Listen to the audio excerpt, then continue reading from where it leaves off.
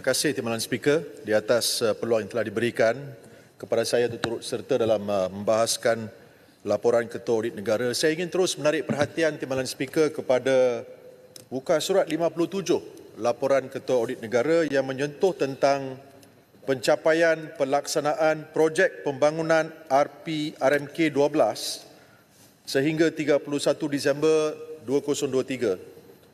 Dengan terperinci kepada Kementerian Pendidikan. Untuk makluman Dewan Yang Mulia ini, bilangan projek yang diluluskan adalah 2,064 projek. Pasca pelaksanaan 821 projek, dalam pelaksanaan 462 projek, pra pelaksanaan 748 projek, batal dan simpan dalam perhatian 33 projek. Untuk makluman Dewan Yang Mulia ini, saya datang daripada Pulau Pinang. Dan saya sedar bahawa Yang Amat Berhormat Perdana Menteri bersama-sama dengan barisan Kabinet cuba sedaya upaya untuk melaksanakan tanggungjawab mereka kepada semua masyarakat rakyat Malaysia. Terutamanya bagi rakyat Malaysia yang berbangsa India, ada beberapa isu yang dekat di hati, Timbalan Speaker. Di sini menyentuh tentang Kementerian Pendidikan, saya ingin menyentuh tentang projek pembinaan sekolah jenis kebangsaan Tamil di Sungai Bakap yang telah terbengkalai sejak 15 tahun. Saya tidak tahu sama ada projek ini adalah salah satu projek yang dikatakan batal dan simpan dalam perhatian seperti yang telah dilaporkan dalam muka surat 57. Saya menyentuh tentang isu sekolah jenis kebangsaan Tamil Sungai Bakap kerana sejak Yang Amat Berhormat Perdana Menteri memimpin kerajaan Malaysia Madani, kita telah bertanding di beberapa pilihan raya kecil. Di Nenggiri, Barisan menang. Di Mahkota baru-baru ini, Barisan Nasional menang. Kuala Kubu Baru, DAP menang. Di Pulai, Amanah menang.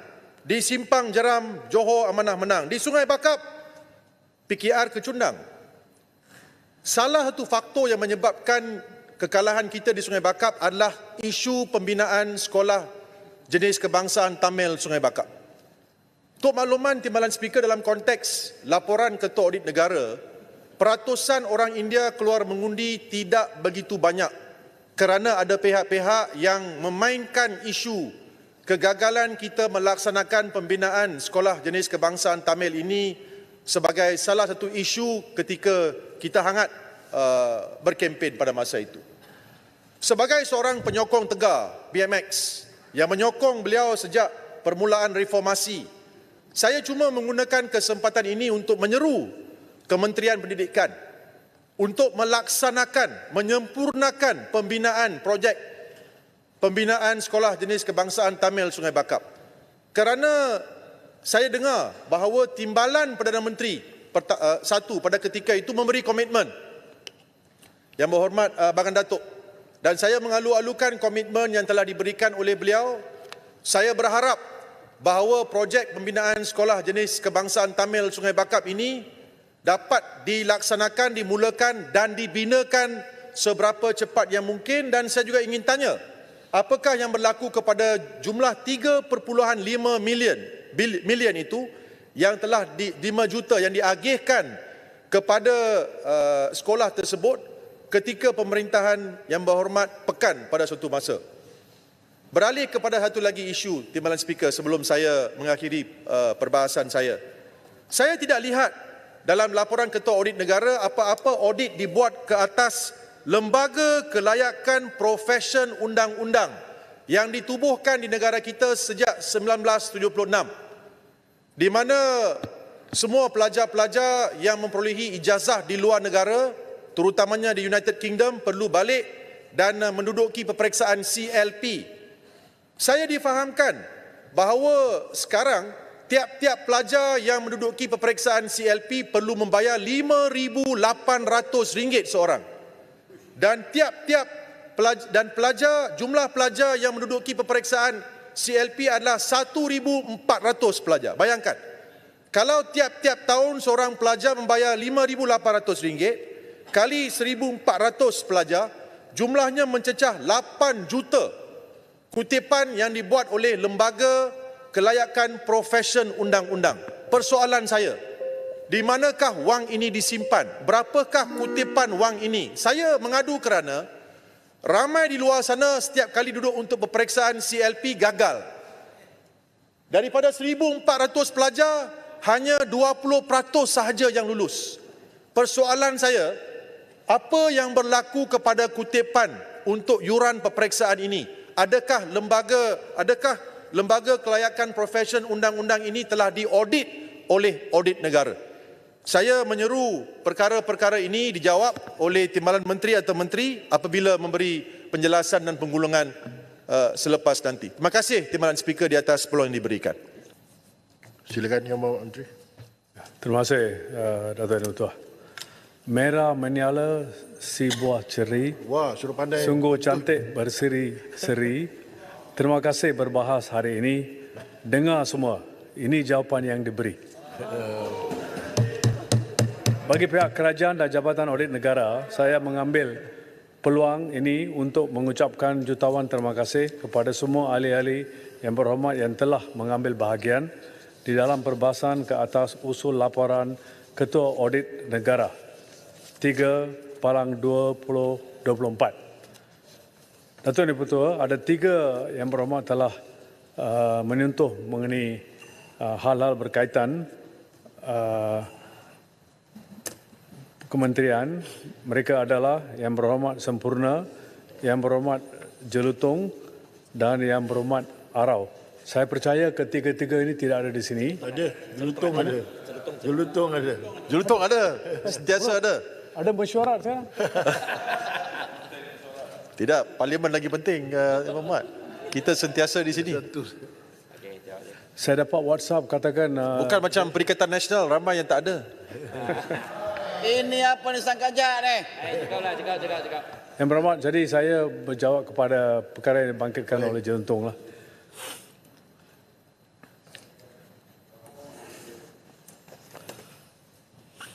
Ini berkaitan dengan perkara yang dibangkit mengenai kelayakan profesion undang-undang di mana adakah pengauditan dibuat. Setakat ini Ketua Audit Negara tidak mengaudit Lembaga Kelayakan Profesion Undang-Undang, Legal Profession Qualifying Board. Namun, Ketua Audit Negara mempunyai kuasa pengauditan terhadap mana-mana badan lain termasuk syarikat yang akan diaudit berdasarkan peruntukan di bawah Akta Audit 1957.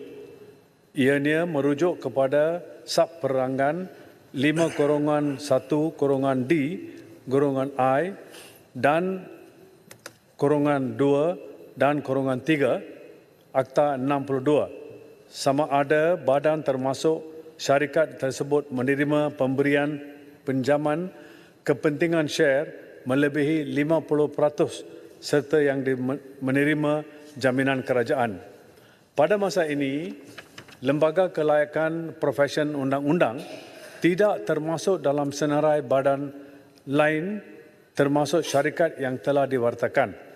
Namun, atas dasar kepentingan awam, Menteri Kewangan boleh meminta Ketua Audit Negara untuk melaksanakan pengauditan terhadap lembaga ini melalui pendekatan follow the public money audit yang baru diperkenalkan di bawah Sub Perangan 5/1/D/5 Akta 62.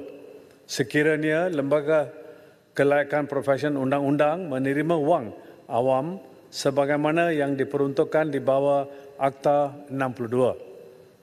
Pendekatan ini membolehkan Ketua Audit Negara mengesan jejak awam, wang awam yang diberikan kepada mana-mana badan lain yang menentukan sama ada wang disalurkan atau aktiviti yang dilaksanakan memberi manfaat kepada golongan sasar dan selaras dengan kelulusan peruntukan yang diberikan oleh kerajaan. Perkara berbangkit adalah sepanjang 7 tahun yang lepas, kutipan pendapatan oleh Lembaga Profession Qualifying Board, Legal Profession Qualifying Board adalah sebanyak 37.1 juta. Pendapatan ini telah dibelanjakan untuk kos pentadbiran antara lain kos pemeriksa kertas jawapan, penyewaan dewan peperiksaan, kos penyediaan silibus peperiksaan dan lain-lain kos yang mencelah sebanyak 5.3 juta bagi 7 tahun yang lepas. Ini jawapan sahaja. Timbalan Speaker, saya ada soalan Ya. beberapa perkara. Pertamanya, saya berterima kasih di atas maklum balas. Ini adalah kali pertama saya rasa dalam sejarah kita mengetahui bahawa ini adalah jumlah wang yang ada dalam kutipan Lembaga Kelayakan Profession Undang-Undang. Jumlah yang begitu banyak, 37.1 juta. Persoalan saya, bolehkah kita mengetahui berapa banyak kaki tangan yang bekerja di situ, nombor satu? Adakah kaki tangan ini daripada Sabah dan Sarawak? Terdapat juga permintaan daripada Profession Undang-Undang, Majlis Peguam, menyarankan bahawa beberapa pegawai atau peguam-peguam dari Majlis Peguam dilantik untuk bekerja ataupun menjadi penasihat dalam Lembaga Kelayakan Profession Undang-Undang untuk memastikan ketelusan pentadbiran dan juga penetapan soalan-soalan peperiksaan. Dan pada masa yang sama, kalau ada di antara pelajar-pelajar yang ingin menduduki peperiksaan daripada golongan B40 yang tidak mampu untuk membayar yuran yang mencecah RM5,800, bolehkah pelepasan diberikan oleh Lembaga Kelayakan Profession Undang-Undang bagi pelajar-pelajar daripada keluarga-keluarga yang kurang mampu membayar yuran? Terima kasih Timbalan Speaker, Timbalan Menteri. Dengan izin Datuk Yang Bertuah, mengenai pekerja-pekerja di lembaga ini adalah soalan yang khusus saya akan dapat jawapan dan beri kepada Yang Berhormat. Saya berasa bahawa pengelepasan kos yuran itu adalah satu cadangan yang baik. Ini sebenarnya Datuk Yang Bertuah dibuat di UK, di mana if the student it comes from a situation of destitute, dia has been given exemption. Saya ada pernah memberitahu kepada lembaga bahawa mereka perlu mengambil kira perkara-perkara di mana ada khusus, di mana ada pelajar-pelajar yang tidak ada wang dan sebagainya, dan memandangkan kita ada di lebih dari 37 juta, maka ia boleh diguna untuk menolong masyarakat sedemikian. Saya juga ingin bagi tahu Yang Berhormat bahawa kenaikan yuran pada beberapa tahun kebelakangan ini adalah satu yang saya rasa tidak patut dibuat kerana ada lebih dari 30 juta di akaun tersebut. Maka tidak ada asas yang tertentu untuk meningkatkan yuran untuk peperiksaan. Perkara-perkara yang lain yang dibangkitkan Yang Berhormat, saya akan itu adalah perkara-perkara yang khusus, saya akan bagi secara tulis. Terima kasih. Terima kasih Yang Berhormat.